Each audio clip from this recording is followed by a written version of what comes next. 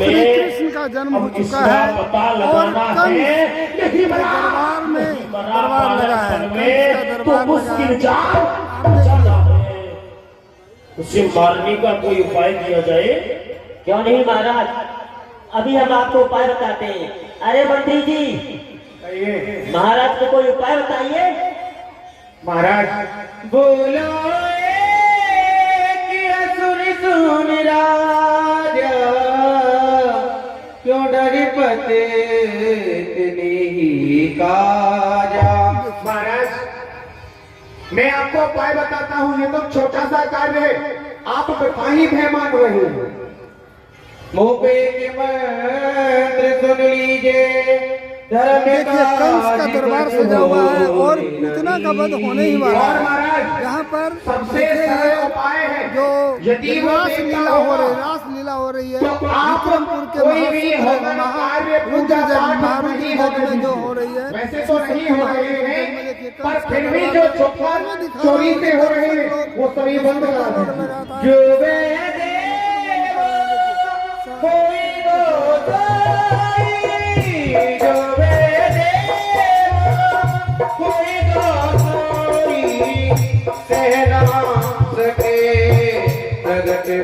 कोई अगर वो वास्तव में कोई देवता है तो वो इन सब अत्याचारों को सहन नहीं कर सकता है और वह आपके पास खुद आ जाएगा।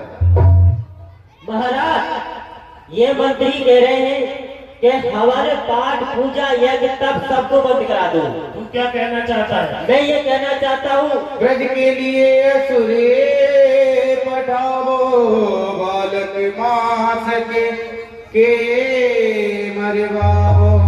महाराज मैं आपको एक दूसरा उपाय बता सकता हूँ। महाराज ब्रज के लिए अपना एक योद्धा भेजिए और एक दिन से 1 महीने तक के सभी बच्चों को मरवा दीजिए। और महाराज जिसमें आपका दुश्मन होगा वो समाप्त हो जाएगा। वैसे तुमने अपनी मति के अनुसार हमें उपाय ठीक ही बताए हैं, परंतु तुम्हारे उपाय इस समय पर हमें अच्छे नहीं लग रहे हैं। पहला उपाय क्या बताया तुमने? मुंह पे एक मंत्र सुन लीजिए, धर्म काज कछु होन न दीजिए। क्यों रे दीवान जी, जिस समय हम इस सिंहासन पर बैठे थे तो हमने क्या घोषणा कराई थी? क्या कराई थी? क्या कराई थी?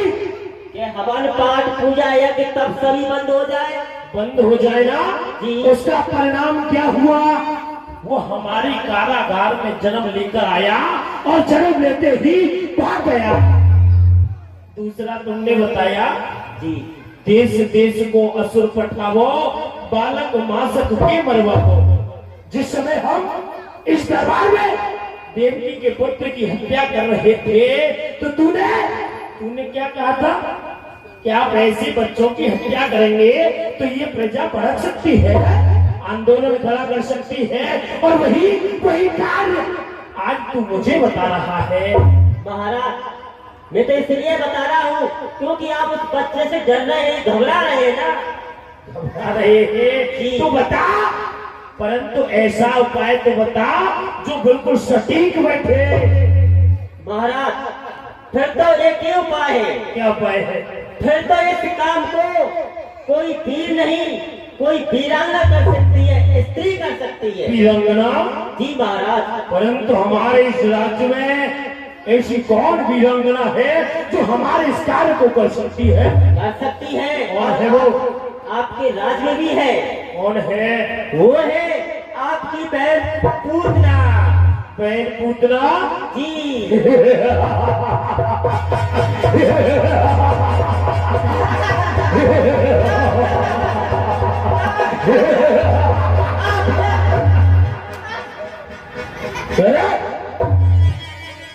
मूर्खों जैसी हरकत कर रहा है, तुझे क्यों हंसी आई पहले तो ये बता।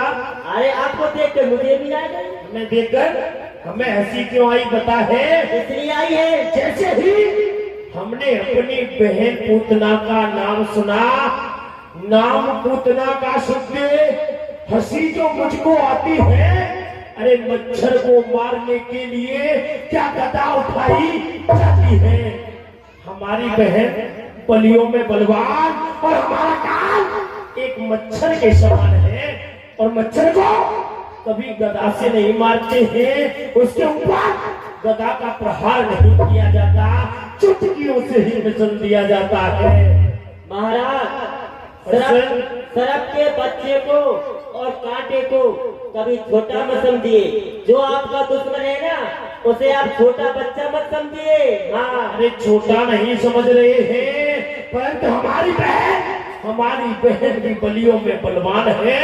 एक समय की बात है जी, जब हम इस पूरे विश्व पर विजय करने के लिए जा रहे थे, तो एक बियाबान जंगल में हमने एक काली स्त्री को देखा, जिसके लंबे लंबे नाखून, जिसकी लंबी लंबी भुजाएं, जिसके बड़े बड़े केस खुले हुए, बड़ी बड़ी आंखें।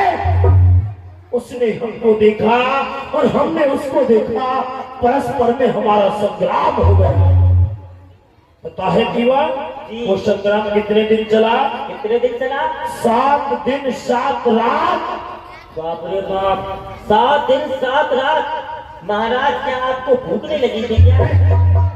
घमासान संग्राम चलता रहा, फिर भी वो हमारे जीतने में नहीं आई। उसी समय हम उसे अपनी धर्म की बहन बनाकर लाए थे। उसी पूतना के बल पर हम विश्व विजयी कहलाए थे। क्यों नहीं महाराज? और महाराज, इस काम को स्त्री इसलिए कर सकती है क्योंकि जहाँ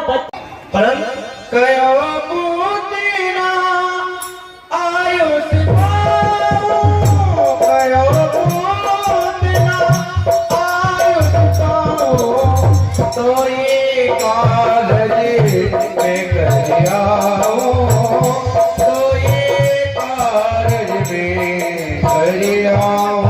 भाई साहब, यदि मैं आपकी आज्ञा पाऊं, आपका आदेश पाऊं, तो आपके दुश्मन को अवश्य समाप्त करके आ सकती हूँ। वो बात तो ठीक है बहन, तुम्हारा इतना विकराल भेद, इस रूप से तुम ब्रज के लिए जाओगी तो मैं देखकर तुमसे डर के अपने घरों में चले जाएंगे। तो कैसे जाओगी तुम ब्रज के लिए? अभी बताती हूँ भाई साहब।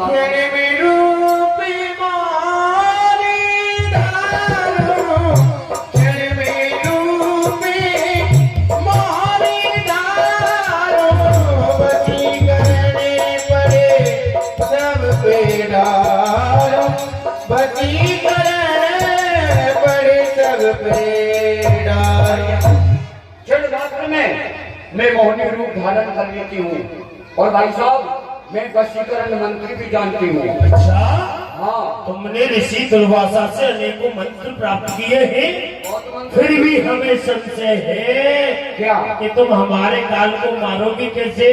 किस अस्त्र से मारोगी? कौन सा अस्त्र है वो तुम्हारे पास? भाई साहब, मैं अपने अस्त्रों से जहर लगा के जाऊंगी।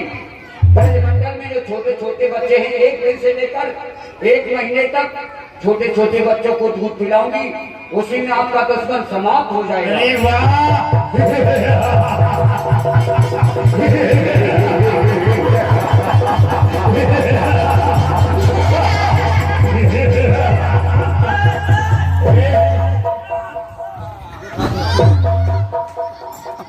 पुत्रा, शांत हो जाओ।